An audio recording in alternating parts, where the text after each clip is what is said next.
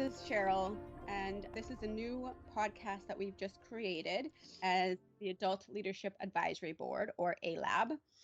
Who we are in terms of ALAB is a group that focuses on issues, challenges, and difficult topics facing our community. We are working hard to develop educational programming, social tools, and fundraising initiatives to inform, include, and support adults with cystinosis, but ultimately anybody in our community, our friends, our families, our neighbors, and anybody that might or might not be affected by cystinosis. We, as the Adult Leadership Advisory Board, are funded and work under the Cystinosis Research Network. For those of you out there who might not necessarily understand or know what cystinosis is characterized by the accumulation of the amino acid, or one of the amino acids, cysteine, within the cells. When the cysteine builds up in the cells, it often forms crystals and will sometimes attack certain organs and tissues, predominantly the kidneys, but also includes the eyes, muscles, thyroid, brain, pancreas, and testes. Previously, it was known that an individual born with cystinosis would not live past 10. It's pretty grim, and I'm sure many families out there were quite devastated when they had a newborn who was diagnosed with this disease, cystinosis. However, today we have members in our community living well past 50 years old. I would love to introduce the other three hosts that have teamed with me, and we're all creating this brand new podcast. Hey guys, welcome. Hey, how's it going? Hey. I'm Steve Scheudler. For me, success means being physically, mentally, spiritually, and emotionally healthy and balanced. And my life in general, being balanced, being able to do normal things and push myself and learn and grow. What does success mean to you guys?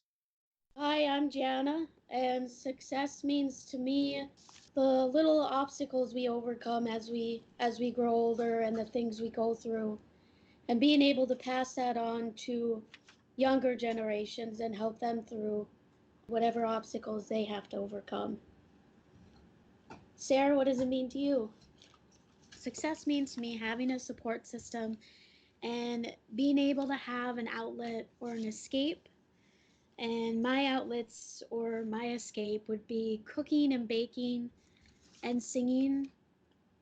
I love to sing, just letting it all out in a song, letting all my emotions or what I'm feeling at the moment, just letting it all out. Just having that outlet, that support system, or just that escape helps people get through the tough spots that they go through in this. Yeah, I love that. That's absolutely awesome. For me personally, my success means my network, the people or my people in my life who have allowed me to succeed, who've been there when I've been emotionally down, who supported me when my health was deteriorating, who even kind of inspired me or had conversations with me that pushed me, that maybe weren't always in agreement with me on certain things, that allowed me to really solidify what I felt in terms of what I was going through, or allowed me to see a new perspective in terms of what I was going through. I absolutely love to, Steve, like you said, push myself. I am a rock climber, both indoors and outdoors. In the summer, I love wakeboarding. I love hiking. In the winters, it's cold and snowy, so I love snowshoeing. I definitely love to push myself. And yeah, that success is that network. That was my people, basically. And this is exactly what we're kind of going to be talking about the next few minutes. This podcast is basically for success, for the positive things in the community, because we all know that cystinosis is challenging at times, provides barriers for all of us. It could be emotional, it could be physical, it could be mental. But ultimately, this podcast is created to talk about these tough topics and to start off by sharing in this episode our positive success stories.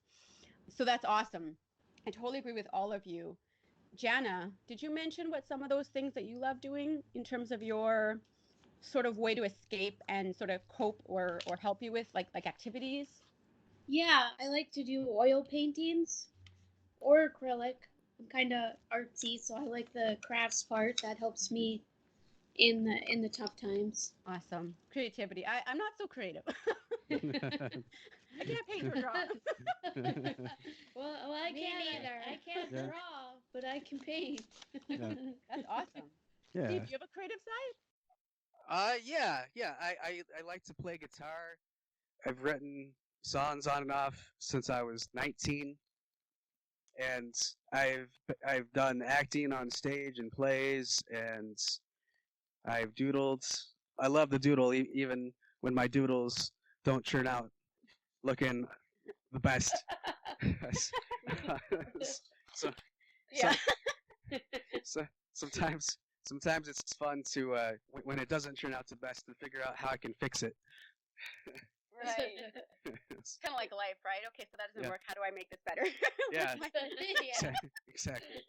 That's awesome. Yeah, no, I don't really have a creative side. I do like to sing, but not well necessarily. I But I think- usually drag them to karaoke. I usually Yeah. drag Jana, and she won't come up with me no matter how hard I try.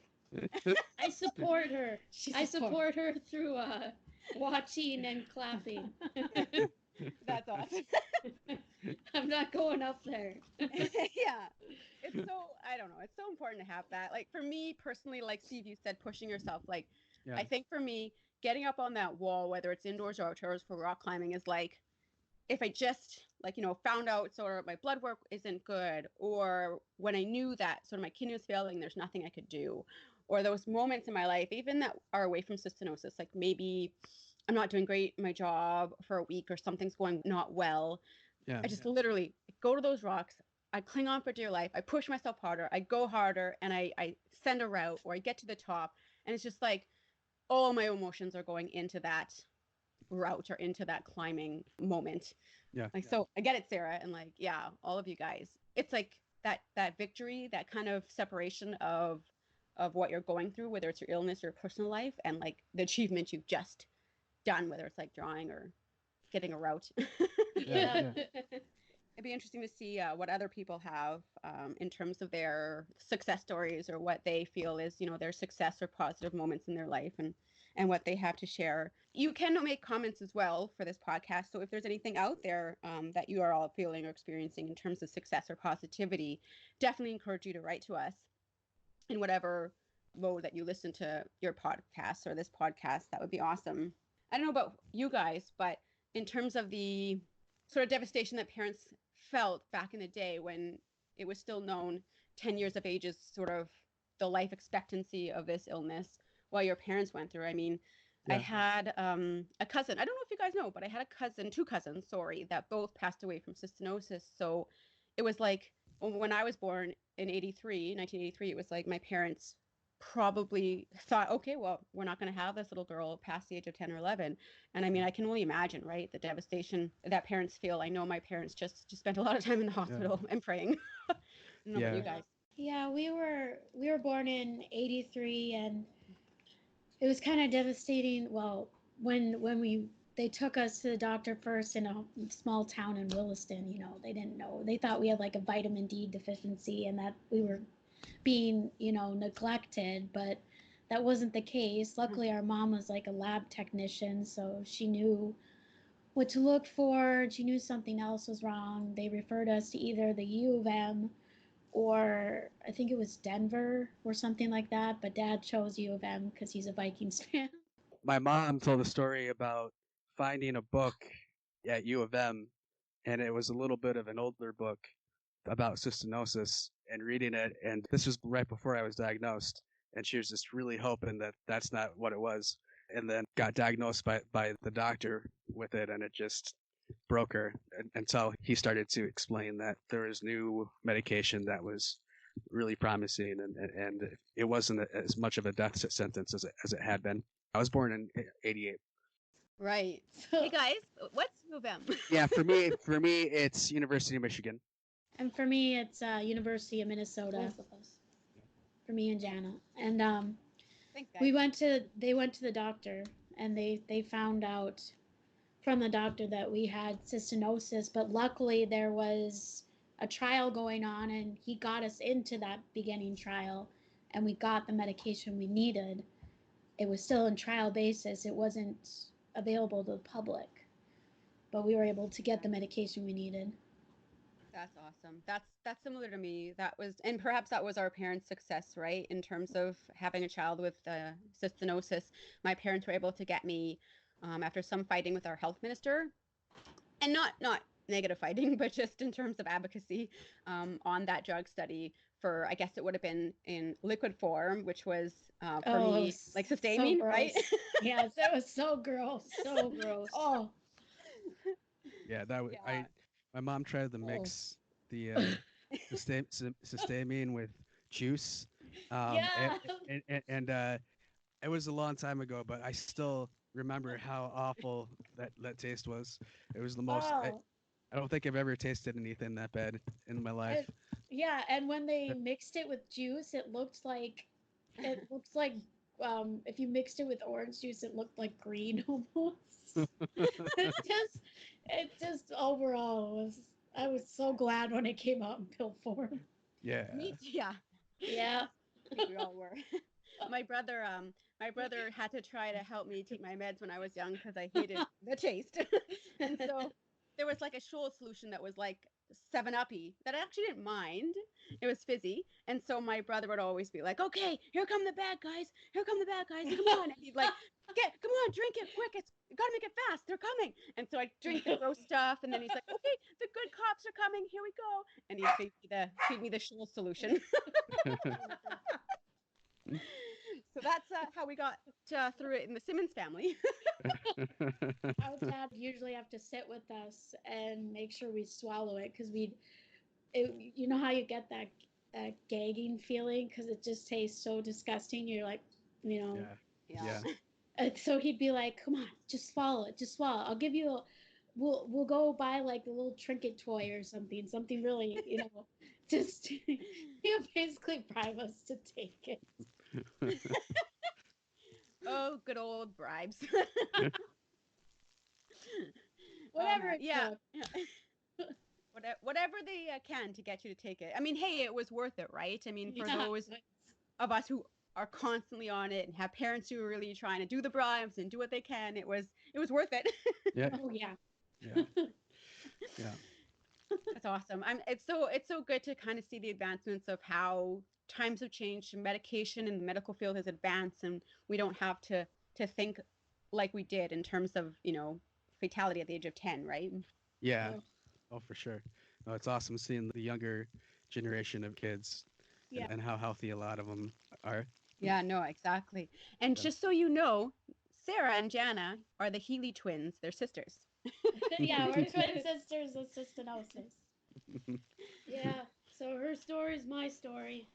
Although I was 6 weeks ahead in the disease, so I was sicker than her. They actually had to do the tests on me because I was healthier, and she actually had a feeding tube in because she was too sick to get testing done on. So I was the lab rat. Interesting. I was a lab rat at 2 years old. How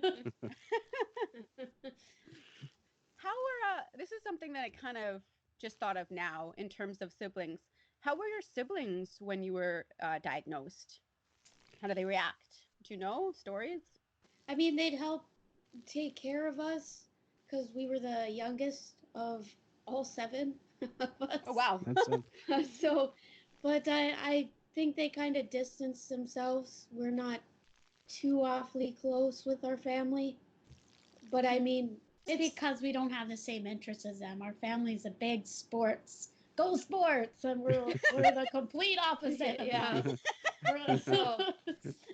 So they're pretty, they're there for us when we need them. And I also feel like the last kid before us, our sister, I think our parents thought that she was going to be the last kid, so they, spoiled her and all that. And then when we came along, we were sick and we took a lot of the attention away from her because they had to deal with all of our illness and stuff.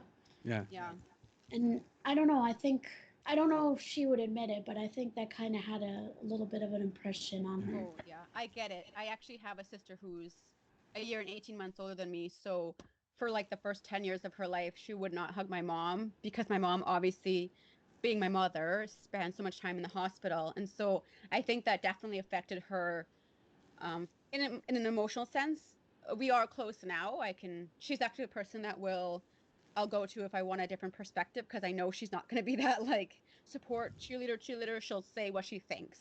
And then I'll be able to know like, okay, this is what I feel, or maybe her perspective's different. She always gives me a different side of things. So, but yeah, no, I totally hear what you mean. That was hard for her. Yeah, she's definitely different now, but when we were younger, growing up, I could tell that she probably didn't like that it went from all this attention to half as much, because they had to go between all the kids and our medical issues.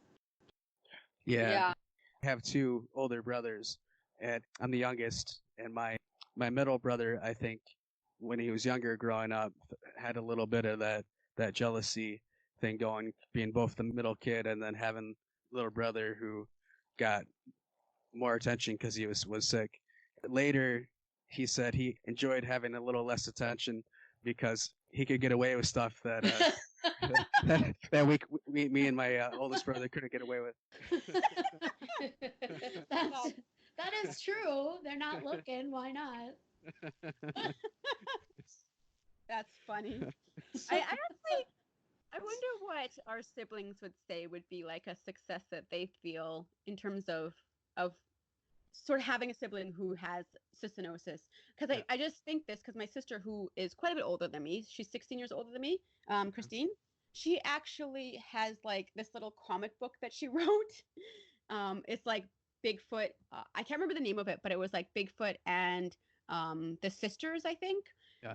But like she was Bigfoot in terms of like throughout the comic, she would always save little sisters. But the little sister, I can't remember if it was two or just me. I'm not really sure. But she wrote this in like great detail, great photos. And we had a conversation about it. And she said, well, you know what? Like, I'm Bigfoot and you're my little sister and I'm protecting you. I mean, it really was just a symbol of her protection of me. She told me later on as we grew up that she was inspired by me and she felt that she could push herself more and do more because she saw what I went through and how hard I pushed myself. So I kind of wonder, like, what our siblings, maybe not all of them, but what some of them might say would be a success or a positive thing in their life in terms of having a sibling with cystinosis. I mean, it can't be all bad, right? No. I think it's just when they were smaller, you know, the attention thing when you're little kids, they crave that attention. Yeah. For sure. And I think the loss of it is what creates, a little bit of a difference, and then once they grow up, it basically just goes away. Yeah. You start to kind of grow up and lean on each other a little bit more, become supports, talk a little bit more, have interest. Yeah, understand. You start to understand more what was going on when you were kids. Yeah. Absolutely. Interesting. Do you guys have any things that your siblings have shared with you as they got older? Like the middle brother I talked about there, Eric, he got a lot more interested in science because of cystinosis, going to the conferences and listening to the talks about all the genetics things going on. Yeah, and I don't know if he'd be as interested in science if I hadn't had cystinosis. My oldest brother, he kind of took on the role of like a second caregiver a little bit sometimes. When I was growing up, he would always help my mom, and he was almost like a second parent for a little bit. And to this day, sometimes I still kind of think of him like that. Yeah. Yeah. I understand that. My older sister was like that too. Yeah. Yeah. Awesome. So at this point in time, I want to take a little bit of a break to thank the CRN for both supporting and helping fund this podcast. We plan to launch new episodes every quarter, so every 3 months, dealing with various topics on what the community goes through with cystinosis. I would love for you guys to check those out in the coming months. So anyways, I want to get on to our guests for this episode, and I first want to introduce to you Bill Brink. Bill Brink is on the episode to talk a little bit about his journey with cystinosis. So, Bill, thank you so much for being here. Welcome to our podcast. Hi, thanks. Yeah, so I think I just kind of want to start chatting a little bit about what it was like for you growing up. Seem to recall you said that you're 4 years old when you were diagnosed, so you might not remember that. But just if you could kind of share a little bit about what your childhood was like, what your experiences were, that would be awesome. Okay. Well, when I was a little kid, Yeah. I guess I remember a little bit about being diagnosed. Mm. Basically, my brother was sick and had to go to the hospital. And I spent a lot of time at my grandma's, which was, I guess, fun. I don't know. I don't remember. And then he came back. I guess he got better, or he got diagnosed, and then they said if he had a brother, my parents told the doctors, they had another son, and that was me, and basically they said, well, he's probably got cystinosis too. So I went in and got checked, and turns out I had it, and then basically everything changed. I had to start taking medicine, which sucked. Yeah. And I know you know what histamine tasted like. Yeah. And that was basically what our lives revolved around at that point. But I do remember, years later, I guess about 10, being told that you weren't supposed to live to be 10. Yeah, my parents always wanted me and my brother to have as normal of a childhood as possible. So, if we wanted to ride our bikes, we went out and ride our bikes.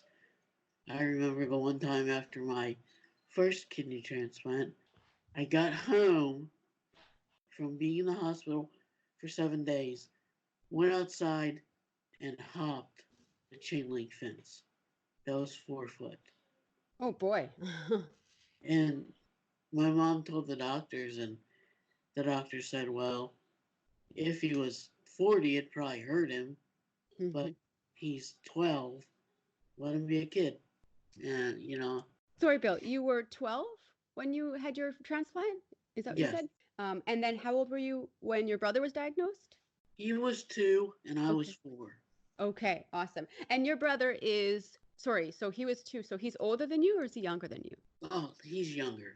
Your brother. Okay, so younger brother. Younger brother was diagnosed first, and then you were diagnosed at 4. Yeah, we were both diagnosed within the same week. Oh, wow. Okay. Because, I mean, your one brother has it. And then it's like, okay, well, perhaps these symptoms are similar, and perhaps Bill has it. You get tested, and sure enough, you have cystinosis too. Yeah.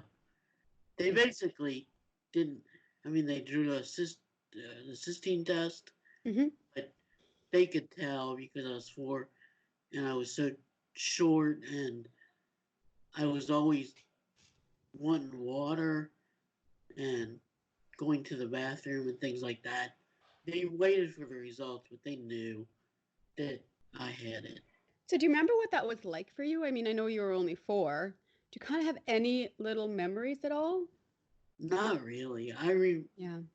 The one memory I have, and I don't know what, is them laying me on the exam table and taking my blood, and I just screamed bloody murder, and I was flailing, and I think it took my dad and a doctor and a nurse to hold me down so they could get my blood. Well, yeah, at 4 years old, you see this needle coming at you, and I mean that's not a good experience, right? You can't expect a child to say sit there and say, okay, I'll get some blood work taken. Sure, that's terrifying when you're 4. Yeah. Yeah, interesting. So, okay, Bill, can I ask you a question?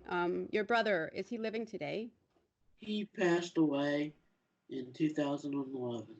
And so, at what age were you?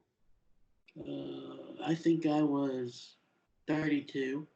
32 at that point. Or 31. It's going to be 10 years next year. 10 years since he passed away next year. Yeah, yeah. And so how old was he when he passed away? He actually died 2 weeks to the day before his 30th birthday.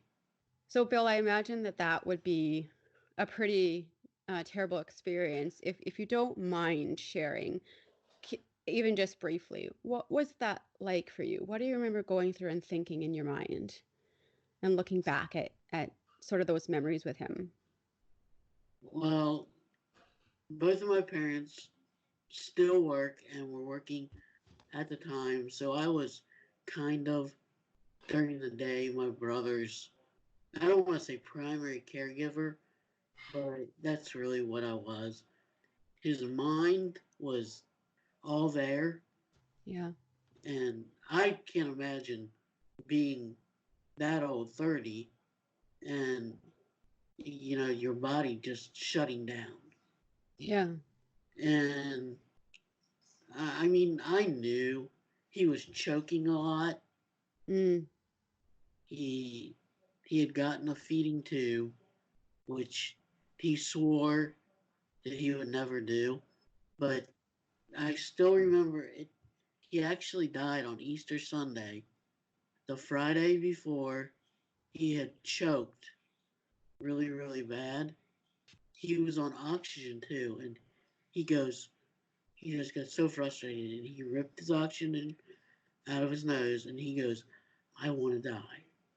I can't deal with this anymore." And we were all sitting in the family room, me, my dad, and my mom, and went up to him and I said, if you're ready, I said, we will all support you, whatever you want to do. And then all of a sudden he just starts like shaking. Yeah. And he goes, "I need the oxygen. I want it back on." And I said, "Are you sure?" And he goes, "Yes." And we put it back in, and I was just hugging him, and he got so strong that he threw me off. And I said, "Okay." And that's really all I remember about that night. And then the next day, it was wild turkey season, Mm-hmm. and I love to hunt, and so did he. And he goes, "Bill, why don't you go hunt?" And I go, "I don't want to." He said, "Just go, I'll be all right." So I went down to my uncle's, and it was pouring down rain, so I just kind of sat and talked, because my other uncle was down there too. And I just talked with him and kind of told him what was going on. And then it quit, and I went out and hunted for, maybe an hour or two. I went back home, and I asked how Dave was, and they were like, "He's just sleeping, kind of about the same as he was yesterday." That's the abbreviated version of that day on Saturday. And Sunday, I got up first, and he really wouldn't wake up. He just laid in bed, and we said, "Well, what do you want to do?" And he said, "I want to take my oxygen off, and I want to go to God." And we said, "Okay," and we said, "Can we eat breakfast first?" And he said, "Yeah." He said, "I'll just be back here." And so we ate breakfast, and we took his oxygen off, and me and my dad just kind of sat by him. He was lying in his bed, and at that point, he had gotten a dog named Annie, and she knew something was up. Mm-hmm. Just like, I mean, I guess that any dog would know that something's going on. She kind of jumped up on his bed and just laid at his feet, and then he died just about 5 minutes after he took the oxygen off. How was that moment for you and your family? Was it silent? Were you sharing stories? Were you talking about what to do next? Honestly, just crying. Yeah. Yeah. He actually probably gave us the best gift ever, because he planned out his entire funeral about 6 months prior. Did you know that he did that? Yes. Yeah. That's because in those moments of absolute sadness, that's the last thing I'm sure you and your family want to do is start planning a funeral. Yeah. Wow. But he did it, and he had everything planned out. Yeah. It was weird and amazing. Wow. What an experience that you've had, though. You and your family have gone through to go through that. It's such tragedy, right? In that moment to experience that, but here you are today, and I see you and I see the things that you're doing today. So how do you come away from that? Like, how do you come away from that tragedy to be this sort of inspired person doing what you're doing today? Like, how did you tell us all in the community, like, how did you go through that, and what did you do to help yourself after that happened? I mean, obviously it was sadness at first, Yeah. right? I think it's because I knew deep down that he was in a better place. Yeah.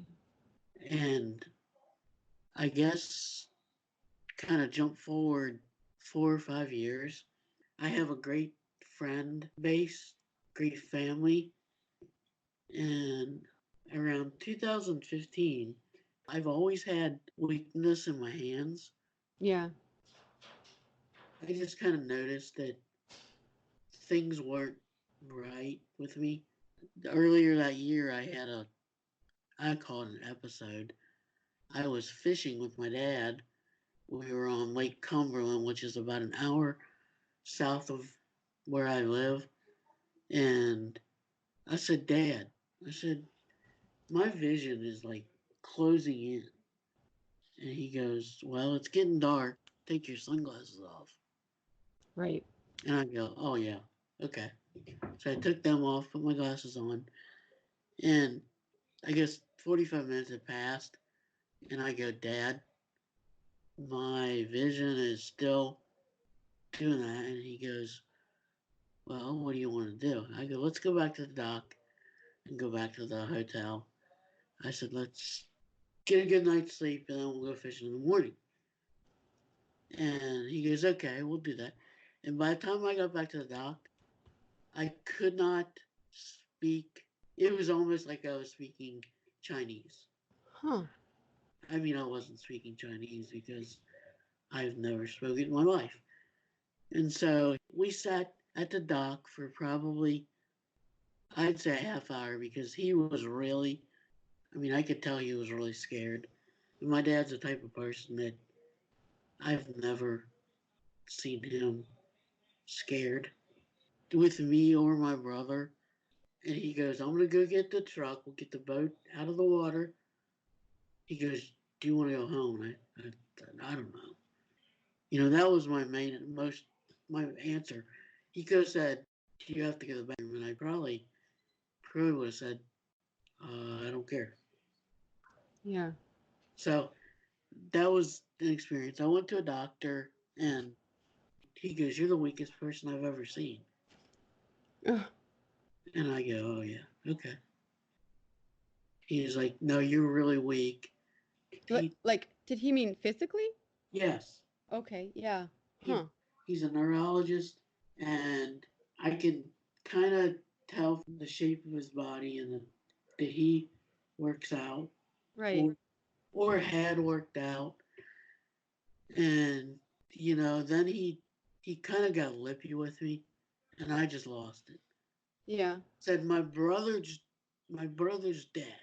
Yeah. I said, and I'm going down the same path. I said, I don't want that to happen. I don't know what to do. But you're not giving me any advice. You're telling me I'm weak. I go, I'm about to pull this IV out of my arm and just leave. I said, this is stupid. Yeah. And go ahead. I was just going to say, you must have had some pretty serious emotions. You must have been kind of at that point of like breaking where you're just frustrated and you're scared. Yes. And this guy is not helping you. Yeah. Yeah. Because I'm used to doctors coming in and, you know, if not figuring out what's going on right when they see me, figuring it out within a week, not telling me that I'm weak. I think I even went, I know I'm weak. Yeah. Look at my hands. Yeah, you don't have to tell me something, tell me something new. Yeah. So, he said, he goes, well, I've never had someone like you that doesn't want help. And I said, it's not that I don't want help. I go, I know more about my disease than you do. And I will know more than you do in 2 years, in 10 years, or on my deathbed. Yeah. I said, you're about to get kicked out of here. Yeah. And so he goes, go walk around the nurse's station or whatever. Like go for a walk. Yeah. Yeah. And he goes, clear head. He goes, I want to talk to your mom. So I did that and came back, and he goes, you feeling better? And I said, yeah, I'm fine. Going back to that moment on the dock, do you think that was almost like a breakdown? Like mentally, you knew, like your mind knew you couldn't handle anymore, and your mind was telling you like, you need to stop. This is how we're going to show it in kind of this language that no one can understand because you need a break and we're breaking down. Do you think that's what that was? Probably. Like your low. Yeah. Well, that's absolutely understandable considering what you saw going through with your brother and your whole family. That's traumatic. Yeah. So I think that was like the summer/fall of 2014. Then come 2015. I've been talking to my aunt and my cousin because they were always wanting me to join this gym.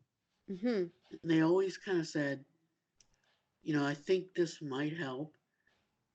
And my cousin, she went the extra step and talked to the, I guess, owner/trainer. He kind of runs the whole thing. She went and talked to him, kind of told him what I had. He had never, he said, well, come talk to me. Yeah. And that went on for about a year. So then, and I didn't really get weaker. I just noticed changes in my body. And then one day I'd been contemplating joining some kind of gym for a long time. Right. And never really pulled the trigger on it. And then one day I just woke up and I was like, I gotta do something. You were ready. I was ready, and I called Planet Fitness, and I called them and wanted to go tour their facility, see what they offered. And then I said, you know what? I'm gonna talk to the guy that my cousin is always talking about. I emailed him, said, my name is Bill. I have cystinosis. I'm 38 years old at the time. I said, I need to do something. Don't know what it is. Would like to meet with you. Give me a call so we can maybe set up an appointment. And with that, I sent it, and within 5 minutes, he called me. And I was really impressed right there, just because, most people don't immediately read their emails. And then respond. Yeah.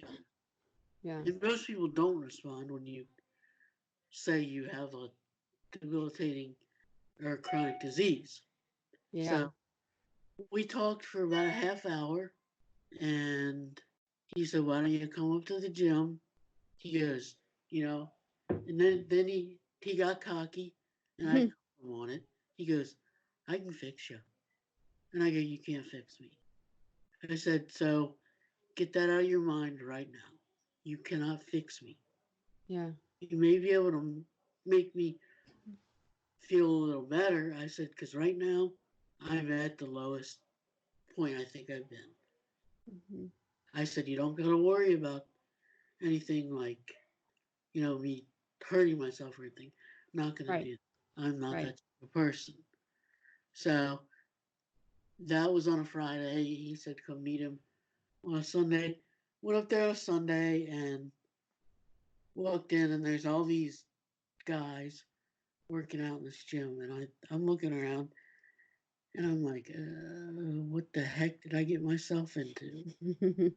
Because, I mean, these guys are like, most of them are ex-military or, in the military. And some of them are like 200 pounds and got biceps and quads that, I mean, they could just crush me. Yeah. With their fingers. Yeah. So I was like, JD here? And he's in his office. And I walked back. I found his office, walked back there. And so, sorry, Bill, JD is his name, right? That's your trainer? Yes. Yeah. Yeah. Okay. So you walked back to his office? Yeah. And I said, and he looked at me and he said, "You're Bill." And I said, "Yeah." "How'd you know?" And he goes, "Because you look very small." So he said, "Well, when do you want to come?" And I said, "I think I started on like Tuesdays and Thursdays." Mm-hmm. He said, "Just come in on Tuesday at noon." He goes, "That's when your aunt will be here." He goes, "I want you to come in when somebody." Mm-hmm. So I went in on Tuesday, and he did I don't even remember what the name of the test, like a general physical preparedness type Mm-hmm. test.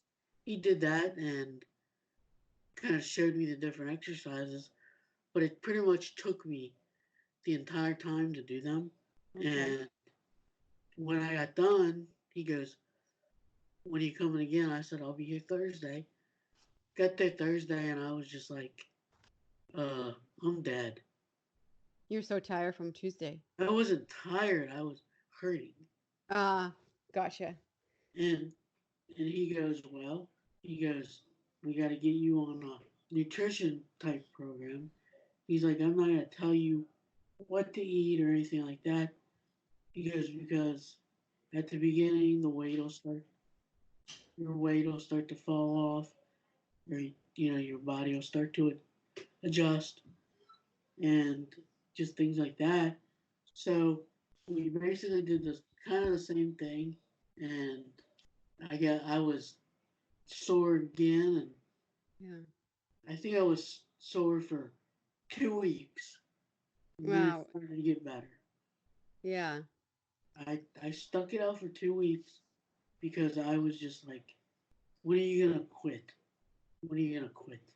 And I Do never. you mean in your mind you're telling yourself Yeah. that? Yeah. Yeah. Hmm. And I just kept. Then I started to see results, Yeah. and I was like, I'm not gonna quit. And now it's more of a, I know I'm getting results. I'm getting stronger. And actually, I think going to the gym is a mental thing too. Oh, yeah. Like, even when I feel horrible, tired when I wake up, I just go. It's like you almost have to just push yourself in Yeah. the moments every single time because you know it's good for you, but you still have to push yourself every single time because even though it's good, it kind of hurts a little or a lot. And so, So, Bill, was that 6 years ago you started going or 7?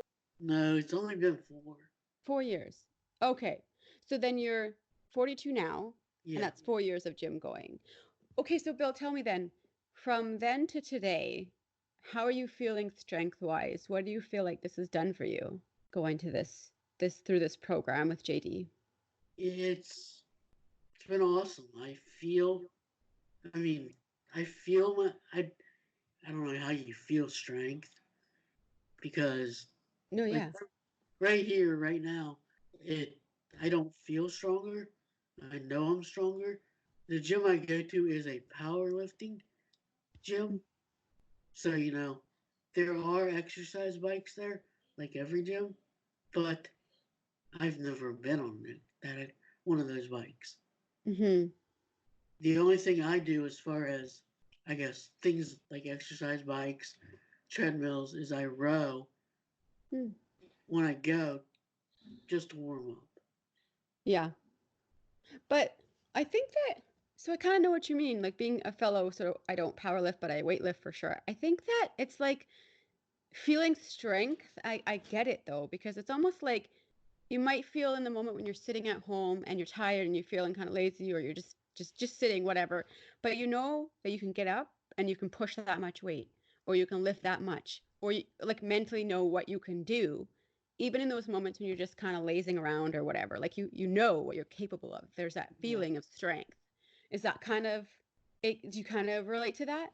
I definitely relate to that, but then with having cystinosis, I also wonder when that's gonna go away.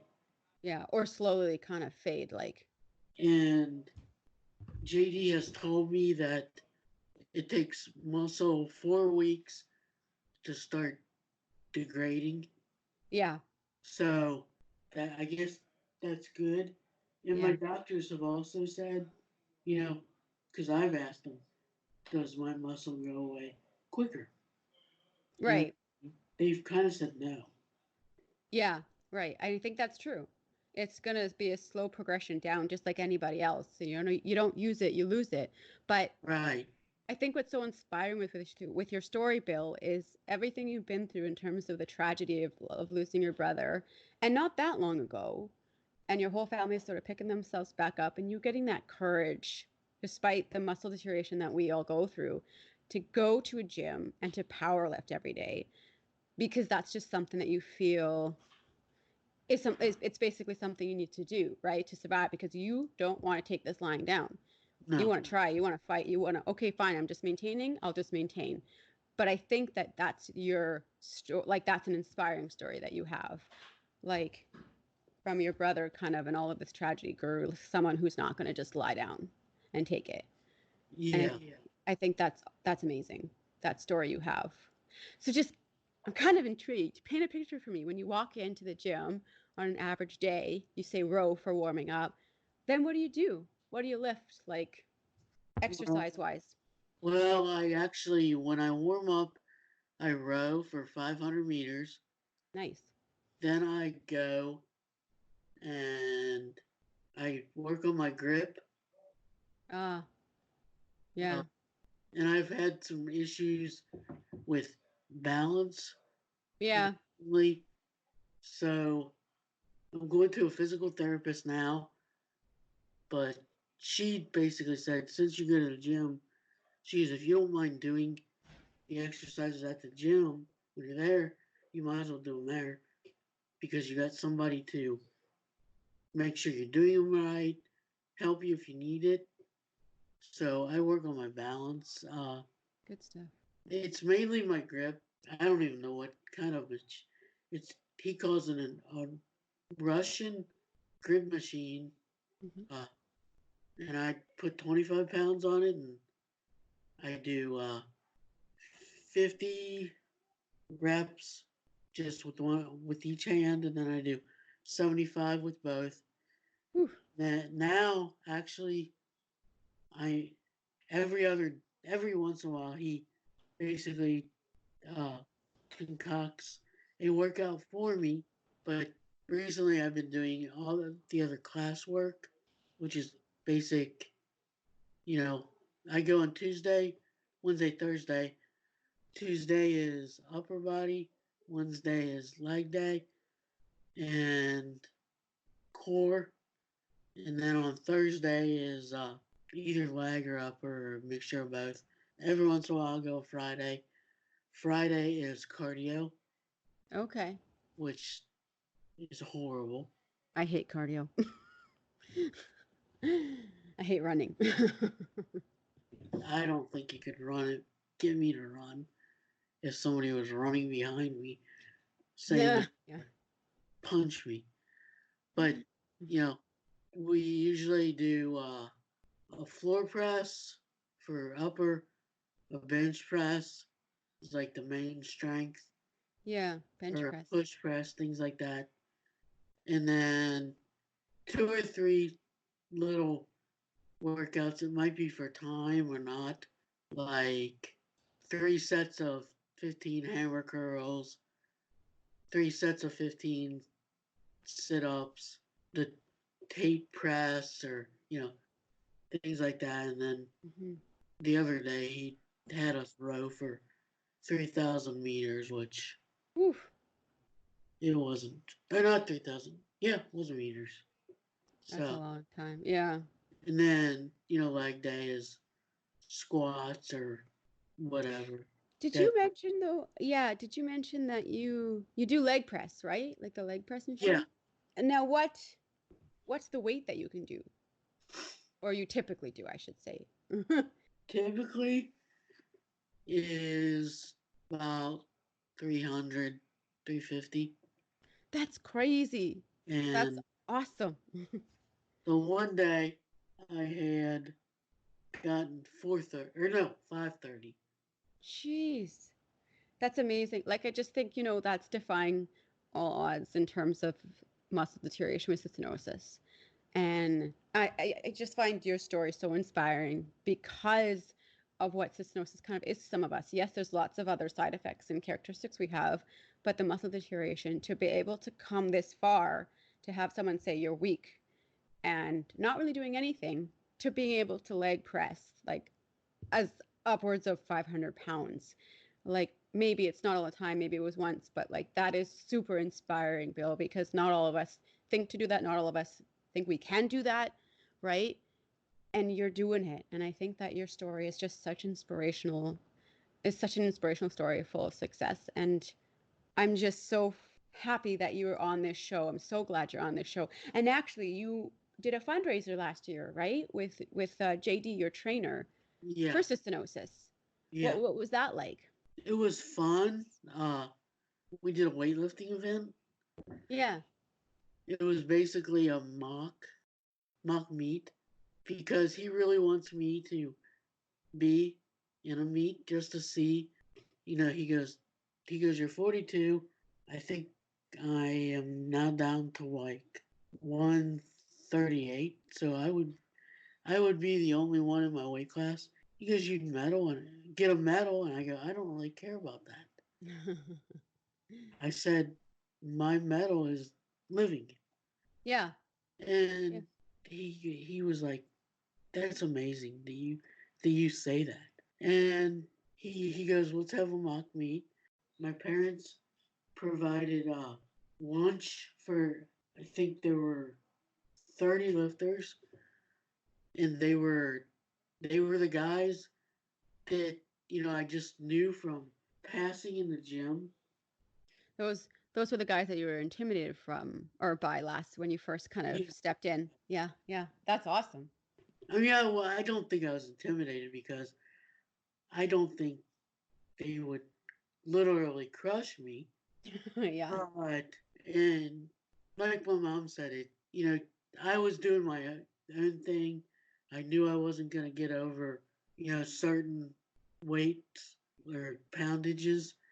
But to see these guys deadlifting 700-800 pounds. Yeah. I think the one guy got 1,000. Whew. It's neat to see somebody do that. Well, and to bring awareness to cystinosis in that type of fundraising, like weightlifting aspect, is so cool. So cool. So then you found that was a great event that you put on, like, and you found that to be successful. Yeah, it was very. I think we raised like $1,500 or something.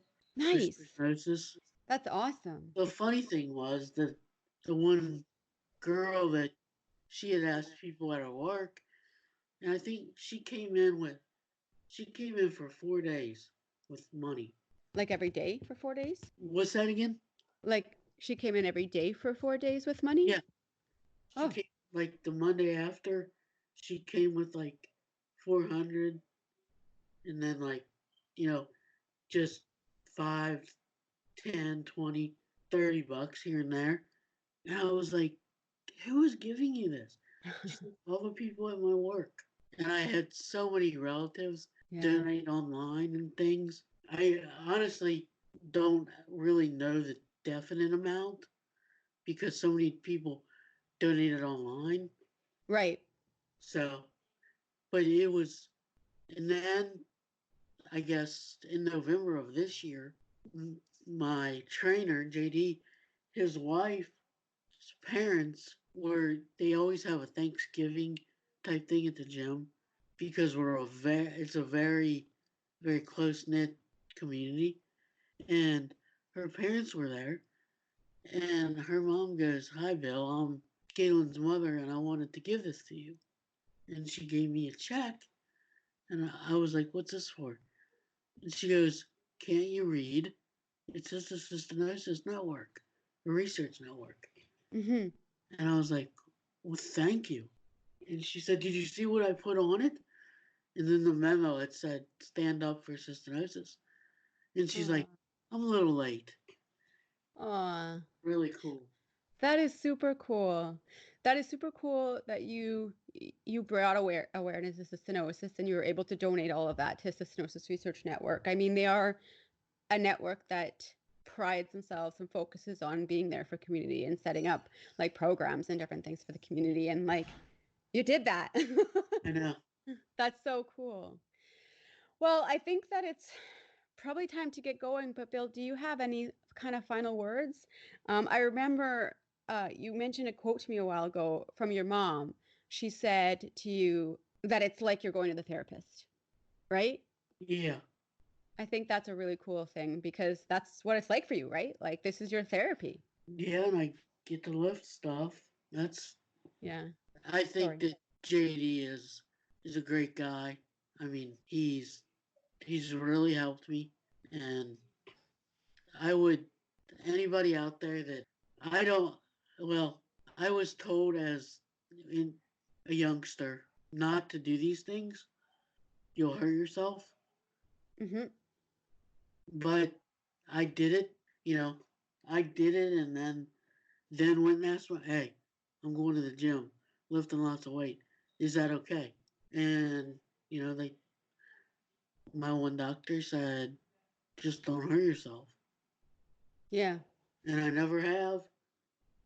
And I think that has a lot to do with my coach, and and I can lift a lot of weight for me having cystinosis, and I think that has a lot to do with JD. He always, he said, I think one time I was talking to him after we had talked, and you know, I said, "Why do you believe that I can lift 530 pounds?" And he said, "Well, if I didn't, then you would never do it. I would never push you to do it." And he goes, "Sometimes you have to be pushed." So for Yeah. anybody out there that wants to do it, do it. That's an awesome message because I think so many of us fear doing that or maybe think they can't do that. So that's an amazing message, especially for us with cystinosis, right? Bill, I think that you are an inspiring person, and I am so, so glad that you came on this episode to share your story because you've been through some serious hurdles that not a lot of us have gone through, and you're here today fighting to be here. And like you said, your medal is living. Yep. So thank you very much, Bill. I'm going to say goodbye at this point, but Mike, I am so grateful that you agreed to be on this episode. Thank you so much for sharing your story. You're welcome. I want to take this time now, guys, to introduce our second guest. Shannon Kaiser was born with cystinosis, so she's a fellow adult living in our community. We're going to talk to Shannon about her journey and her struggle with a very difficult time she had in her life, as well as what her childhood and diagnosis, how that affected her. So Shannon, welcome. Welcome. Thank you. So I just want to dive in because you have a really inspirational story that I want so many people to hear and perhaps just even inspire one other person out there by listening. So let's start with way back in the day when you were a child or an infant, toddler. What was the diagnosis like for you in terms of like what you remember, what your parents and family told you about? Right. So I was 18 months when I was diagnosed, and I don't remember it, but I've heard the stories over and over that in a way, so it almost doesn't feel like it was me.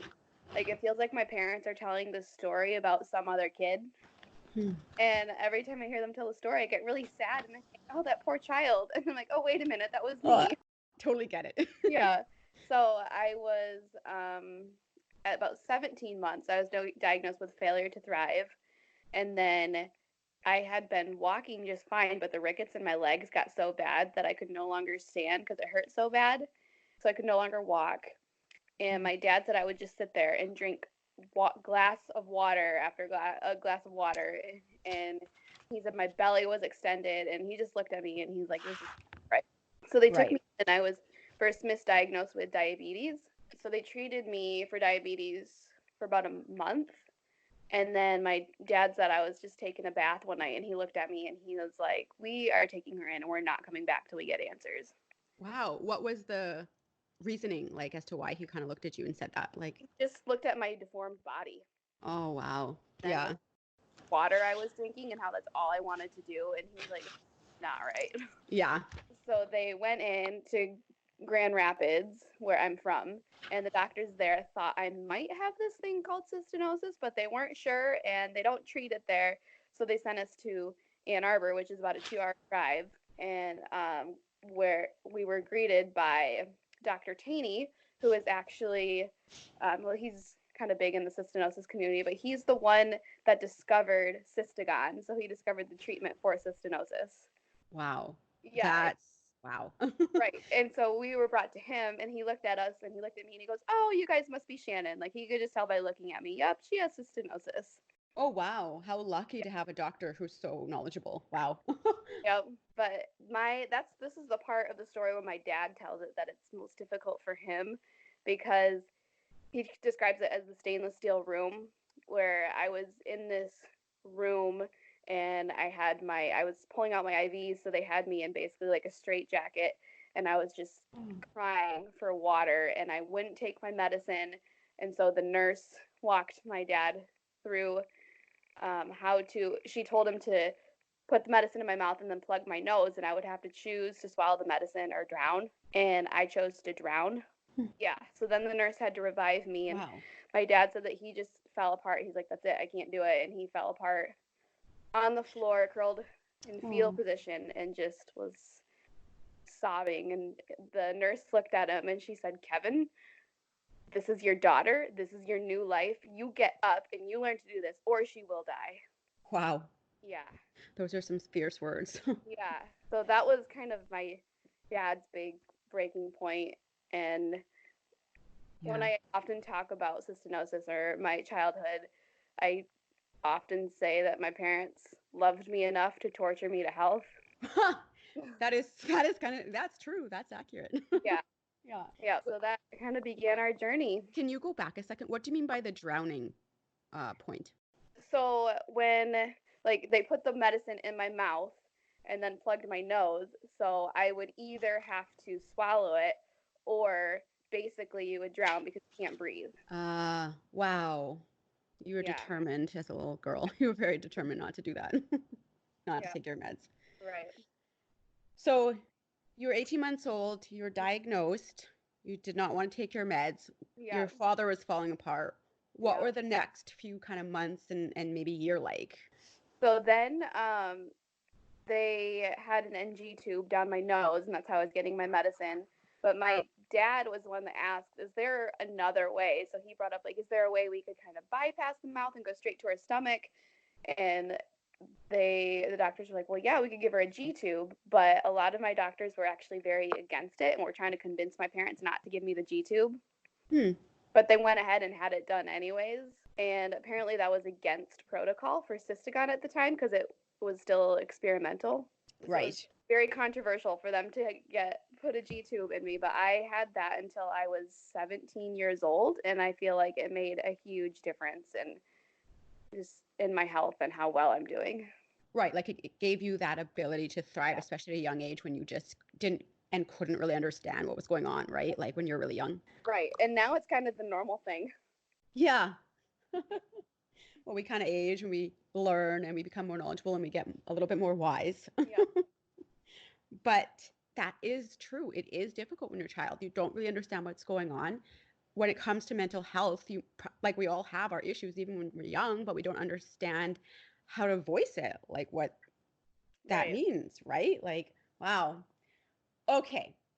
So you're diagnosed, you have your G tube, you live a fairly like healthier life into like your early teens and teens. Yeah, so I was pretty sick and kind of still a mama's girl and very clingy up until I was about 4, and then that's when my personality just really came out and really started to thrive. So from like 4 to preteens, I mean, I had to go to doctor's office or doctor's visits, and I had to take medicine, and there were things that I was different from other people, but I never felt different. I didn't feel sick. Like, I forgot that I had cystinosis most of the time. So I mean, through childhood, I was pretty fortunate. I suppose because you probably understand, like, we don't, I guess, know what it feels like to be completely healthy. Yeah. So in my mind, I feel like, oh yeah, I was a totally healthy kid, but in reality, I probably was not. We know what we know, right? From birth, Right. basically. Yeah. Definitely. No, I completely understand what you're saying. Yeah. It's what we know, so it's all we know. Okay. So you hit kind of late teens, Shannon, and 17, 18 years old. You're still doing well. Like, where are you at in your life at that Yeah. point into So your I late was teens and doing 20s? great. I was doing great in high school. I was in band and choir and orchestra. And I was Nice. marching band and just it was doing great. And when I was about 16, I switched to a nephrologist in Grand Rapids in my town rather than driving 2 hours for my appointments. And so I asked my new nephrologist, hey, can I get my G tube out? And he was like, yeah, sure, let's work on that. So we worked on it for about a year, and I had my G tube out when I was 17. And that was interesting because they tried to just let the hole in my stomach from the G tube close up on its own, but it didn't. So for about 5 months, I had this hole in my stomach, and I would like drink things or eat ice cream, and it just come right out.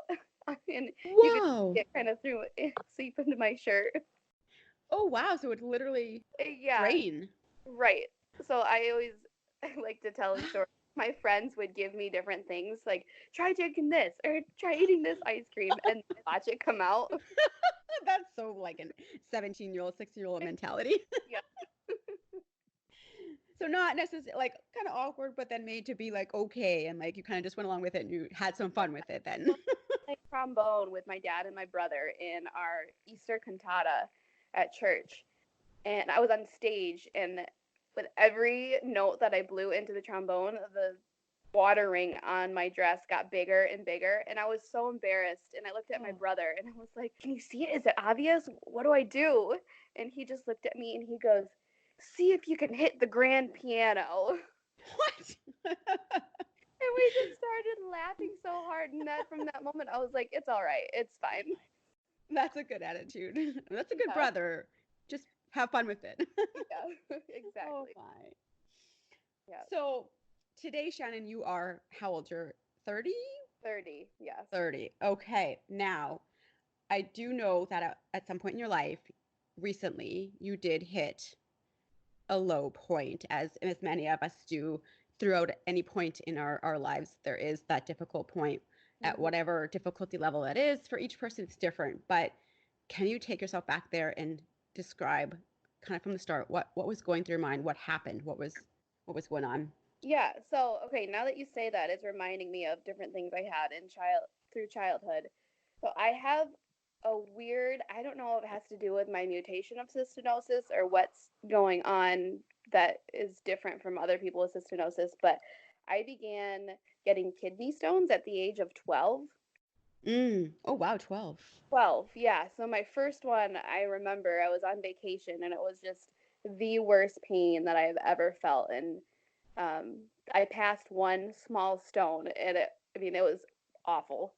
And then I didn't have any more until maybe I was 17, 18. And then since then, I've been having them about every 2 years or so, 2 or 3 years.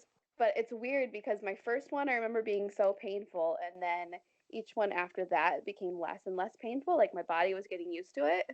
Okay, right. But this last one, so about it was October 2018, I started to have kind of familiar pains in my side, and I was like, oh boy, here we go, another kidney stone. But my family had planned a trip to Hawaii, And so I thought, well, I better get them checked out so I'm not stuck in Hawaii or in the air or something when the stones decide to move. So I had a CT scan, and it showed that I had 3-inch kidney stones in both of my kidneys. So like my entire kidney was filled with stone. Now, I'm not any kind of medical specialist, but that to me seems like pretty severe. Yeah, they said that it was like coral, like it went off in all different directions. Oh, Yeah. you poor girl. Yeah. So what happened from that point? So then I had I had a series of 4 surgeries. The first one was just a uteroscopy, I think is what they call it, but where they just had to take stones that were stuck in my ureters, because those were kind of the most, I guess, at risk of causing infection and other things. So I had those removed, and then I still went on vacation. I met up with everybody a day late, but I still made it. Nice. That's good. Yeah, and it was not the greatest vacation because I didn't feel so great, but still, hey. And then I came back and I had my second surgery scheduled for December, but I came down with some sort of infection. They couldn't figure out what kind of infection it was, but then that turned into sepsis. Oh, geez. Yeah, so in that December, I was in the hospital with sepsis. And then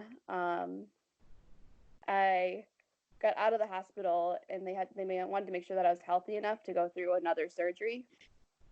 So the surgery was scheduled for January, but that Christmas, I was just in so much pain. Like from my kidneys and just feeling from the infection and just feeling weak, and I was down to like 96 pounds. Oh, wow. Yeah, so that Christmas morning, I was sitting on the basement floor at my parents, and so I was trying to be brave and strong for my parents because I knew how much it hurt them to see me suffer. Right. So and that was the moment where I was like, I can't do it anymore. I can't put up this front like I'm okay.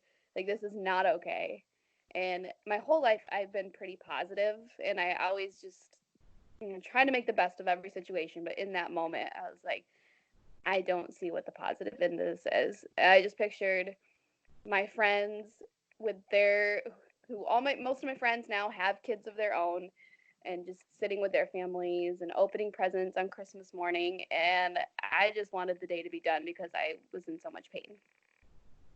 Wow. And then I went into this kind of dark place of just thinking about how I try and do so much right in the world. I try and, make the best out of every situation and try and do lots of good. And here I am getting all of this crap. In that moment, I just thought, this isn't fair. Like, why? Why do I just do so much right and just get so much crap in return? Yeah, like, why me? Why is this happening to me sort of feeling? Right. And then my parents, of course, both bawled with me, and they didn't know what to say. They didn't understand. My mom was kind of like, I've been asking God the same thing. Like, why are you allowing it to happen? And it was kind of my big rock bottom moment. And because I've been so positive my whole life, I've never really had those feelings before. So it was just real. That must have been, extremely difficult. And for your parents too, to see their child who they love so devastated, so defeated, when really your personality is that of like upbeat, positive, empathetic, kind. Like that's rock bottom for sure, Shannon. So this is the rock bottom for you. You're not mentally well. Your parents are affected. Like you're deeply affected. So tell me then, like, what happened? Was there a Hail Mary? Was there a moment that you just switched? What happened? So it was kind of a process. I decided, like, okay, well, if I'm just sitting here feeling bad for myself, I should do something that's going to make me happy. And so I booked a plane ticket to Seattle, which is where I lived there for a couple years, and it's one of my favorite places in the whole world, and I have so many friends over there. So it kind of gave me a little bit of a pick-me-up for a bit, just thinking about the trip and getting excited for it. Then I went on the trip, and one day into it, I ended up in a hospital there with, well, at that time they didn't know what it was, but then 2 days later, I tested positive for C. diff. Can you elaborate? What is C. diff? Yeah, so C. diff it's an infection that happens when you are on antibiotics, and so you don't have a lot of the good bacteria in your system to fight off the bad bacteria, I guess. And so this C. diff causes an infection in your intestines, and then it causes just tons and tons of diarrhea. I mean, it's horrible, but people describe it as being really bad because of all the diarrhea. But for me, it was more the pain from the infection in my colon. Where were you experiencing the pain? So in my stomach, but kind of all over. Like, I didn't even have enough energy to look at my phone. Like, I just wanted to go to sleep and pass out. It was probably the worst feeling that I've ever felt. And you're not home on top of that. And I'm not home. I'm not with my family. And because it's highly contagious, so you can spread it to other people. So they put me in an isolated glass room where I felt like people were just watching me through a glass and only coming in when I absolutely needed something. And they had to gown up to even come in and talk to me. Oh my gosh, that sounds like the most like almost not even like awkward and upsetting and like isolating feeling. Right. And then the doctors there, they came and talked to me, and they're like, so we don't know how to say this, but you have a chronic kidney disease. Like, I didn't know that. I know. Oh, it was awful. Oh my gosh. You're like, I'm dealing with the infection actually. Like, Yeah. oh wow. Oh Yeah. wow. So it was like I had my rock bottom, I had a little bit of a pick me up, and then things just continued to get worse. Just downward spiral. Was this anything to do with that infection on Christmas morning? Like, or that? We don't know. Most likely not, because I didn't have the bad diarrhea at that time. But as I'm finding out in microbiology class, the bacteria from C. diff can just present themselves as dormant inside of you, so you can have it for a long time, even years, without knowing it. And what makes them come active is when you don't have enough good bacteria. Interesting. Okay. Yeah. So it may have been dormant in you and then the symptoms just arose. Right. Interesting. Yep. Wow. So you're feeling isolated. People are watching you. They're gowning up. They're telling you you have this chronic kidney disease. Then what? Then I just was like, can I just leave? Can I just Yeah. go home? Yeah. So I think I was in the hospital there for 6 days. And by the time I got out, I had like 3 days left of my trip. Oh, wow. And so I was determined to see some friends and do some fun things. So I was still feeling horrible at this point, but I was so determined that we even went on a mini hike with my friends, because it was like, I need to get out. Yeah, understandably so. So the trip ended pretty well, but then came home, and so at that point I'd had 2 surgeries. I had 2 more surgeries after that. Was it for kidney stones or something? Kidney stones, Yes. because they had to do one kidney at a time, and then they went in and did an incision through my back and actually cut them out that way. And then these little particles that were left, they went in through my bladder and got the rest of those out in another surgery. And how was that for you? Was that painful or was that not bad compared to other things you've been through? So it's called percutaneous nephrolithotomy. Say that 5 times fast. Where they cut into my back. That was intense, because it's a lot like when you come out of surgery, you have the drainage tube, kind of like when you get a kidney transplant.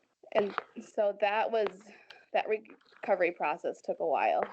Wow. And when was that surgery? So the left side was in January of 2019. And then the right side was in March. But I had another procedure between those two to get clear out the remaining stones that they didn't get when they pulled them out through my back. Jeez. And so today, are you kidney stone free? I was 100% kidney stone free in March, and then this past October, so 6 months later, whatever that is, I already have 20 more stones. Oh, so is this a chronic issue? It's a chronic issue. Yeah, it's really, really bad. So that was in October. I am going to get another scan this month to see what they look like now. Wow, Shannon, you have been through a lot. You are a warrior for sure. Wow. But now, in terms of when you, back in like December on Christmas Day last year, a year ago, when you hit that rock bottom, did you tell yourself anything over that process of healing? Was there like a mantra or something that you said you're just gonna focus on moving forward, like, or a coping strategy or something? Yeah, a lot of it had to do with my faith, and I just realized that I was trying to do everything myself, and then I was kind of blaming God rather than using it as an opportunity for Him to give me strength and allow me to do things through Him. So I definitely had that shift in my faith and the shift in perspective. It was after the whole C. diff thing because I realized, like, okay, this is not working. What I'm doing now, I need to change. I need to do something differently. So that was one thing. And then another thing was I constantly was looking for ways to use my struggles to help other people. So like I couldn't do a whole lot. So I started to write. I started to put my story out there. I'd reach out to other people who I know were going through a hard time or going something similar and just try and be an encouragement to them. And that definitely made a huge difference. And then a big moment was when I had my last surgery. So when I had that last surgery, I was in the hospital and a nurse tried to give me the wrong dose of medicine. And I told her, like, really politely, I said, "Oh no, I think this is the wrong dose." And she's like, "No, it says you need to get this." And she was quite rude about it. And I was like, well, because she was trying to describe that it was a difference between units, like milligrams and units and what. So I did the math and I was like, no, she's giving me the wrong. But I didn't want to be that person. Right. You know? So then I just asked her, I'm like, well, do you think maybe can somebody else just check over it with us just to make sure that we're doing this right? And she came back and she was really upset. And she's like, you were right. It's the wrong dose. Good for you. I mean, honestly, this really highlights that sometimes we are the expert of our bodies. We are the expert of what we take medicinally. So good for you for standing up and not just saying like, oh, okay, I'll, sort of compliant. I'll take that. Okay. Like mindless sort of. Good for you. Right. Well, so, okay, I'll backtrack a little bit. I've always liked the idea of becoming a nurse, but I hated science. You and me both. So back when I was in college the first time, I chose a career path that I could avoid science all possible and stay far away from it. So I got a degree in teaching. And but still in the back of my mind for the last 7 years or so, I've still kind of thought about wanting to become a nurse, but just never had the confidence because of the science classes. Right. But that moment when my nurse got the dose wrong and I was able to convert units in my head, I was like, wait a minute, I can do this. Wow. Yeah, so it was that moment that I decided I'm going to be a nurse. That is such a significant point, like a turning point in your life. Wow, that's awesome. Yeah. And so then I after I got out of the hospital, I was like, no, I'm not going to go back to school. But it just kept kind of tugging at me and I kept thinking about it. And so finally I talked about it with my parents and to see what their thoughts were. And they both were like, yeah, we think that's a great idea. So then I applied and now I'm in my second semester of all of those science classes that I have to go back and take because I didn't take it first time around. Because you didn't think you could, and now you're proving yourself wrong. Yes, and now I am fascinated by all of it. Like, I've never liked science, but now I can't get enough of it. That's amazing. Yeah, and things that I didn't understand before, and understanding them like crystal clear. And Do you think I honestly, I'm blown away by that. I'm so like, I have goosebumps. Do you think that it's just because now you sort of have that drive, that passion, that reason? I think so.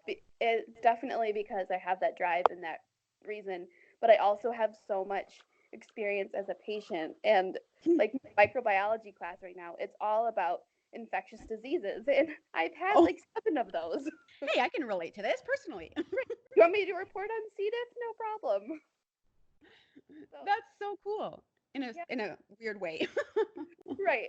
But I think I just, and every time I've had a medical issue, I study it and I learn all about it, which is, I think, helped make things more interesting. Absolutely. And now Well, it's like applied sciences, so you're not just learning random facts, you're learning something that is actually going to help you treat somebody and help you make somebody else feel better. totally. And like I feel like you'd have that empathy too as a nurse Right. with your patients because you totally can relate. Yeah. And it's so cool because now, let's see, I've been in the ER a couple of times this year for nothing serious, just like kidney stones and other little things. But Hmm. every time I go in now, whereas before I would dread it and think like, oh no, this is gonna be another long hospital stay. I don't want to be here again. Now I am such a nerd when I go to the ER. I'm asking like all these annoying questions and asking everything about they're doing and all the machines and like throwing out medical terminology and totally just like geeking out, loving talking to medical professionals and actually understanding what they're saying. It's so fun. That must be liberating too. Oh, it's awesome. Yeah. Well, Shannon, I just, yeah, I have to say that is a very inspiring story. Just the way you had over, even in just the last few years, what you've gone through and that mental shift and sort of that clarity and like reversal of no, like I'm gonna, I'm gonna sort of take this and learn from this and I'm gonna shift my perspective. Mhm. And this is how I'm gonna be. This is how I'm gonna Yeah. roll. Exactly. And now you're in school to be a nurse to help so many others, like Yeah. in a real way. And honestly, that would, if I didn't go through what I did in the last year and a half of all my health issues, this wouldn't be happening. I wouldn't be in school. I wouldn't be pursuing becoming a nurse. And that's such the upside Yeah. of having this have high cystinosis. I just feel like too we're such warriors. We're more resilient. We're stronger. We're more insightful. And I think to a certain degree we can be more reflective as a result. Like, Exactly. Yeah, that, and I've had so many people come up to me now and just ask for advice about different things they're going through, or people that have had same type of infections, people that have had infections in the colon and C. diff and all these other things, that they're coming to me because they're like, we know you experienced this. Can you help us get through it? so you literally are helping like others currently right now who Yeah. need help. That's Right. amazing. Yeah. Okay, I have one final question. Okay. So if you could kind of sum up in maybe a word or a sentence of what cystinosis means to you or what it has brought into your life, what would that be? I would say if I had to sum it up in one word, that one word would be perspective. Interesting Yeah. perspective in the way you have now. Yeah, well, because honestly, I think if I didn't have cystinosis, I would be a totally different person. I don't take things for granted because of it. I have such a close relationship with all my friends and my family and this community, and everything I do and all the empathy that I have really kind of stems from cystinosis. So it's given me a whole different perspective on life than if I weren't to have had it. I absolutely love that. And I completely, totally see what you're saying. That's amazing. And I think that's so true of all of us. It Yeah, shapes who we are, but in a good way. right. Oh, Shannon, thank you so much for sharing your story. It's been a pleasure talking to you and learning more about everything you've been through up until today. And you have such an amazing journey with positivity and sort of inspiration in the end of all of it. And I know you'll do super well as a nurse, and you'll be a great, fantastic sort of support to those that you help and work with in this career of yours. Yeah, thank you. Well, thank you so much for being on the episode today. Um, we'll be in touch soon. I'll definitely reach out to you and we'll talk soon. Okay. Okay, thanks, Shannon. Have a good evening. You too. Thank you. Bye. Bye. And that's all for our episode tonight, folks. I want to again thank Bill Brink and Shannon Kaiser for being on the episode and sharing their awesome, inspiring stories. On to you, Jana. I just want to mention to check out episode 2, Mental Health and Cystinosis. And I want to thank all you listeners for listening and CRN for funding us. And I also want to tell you to check out the link for this podcast on our ALAB Facebook page, the private Cystinosis Teens Instagram account, and you can subscribe to CRN's YouTube channel to receive an alert when the podcast is uploaded. Subscribing to the YouTube channel will also allow you to save podcast episodes for future listening and allow you to re-listen to past episodes. Thanks, guys. Take care till the next time.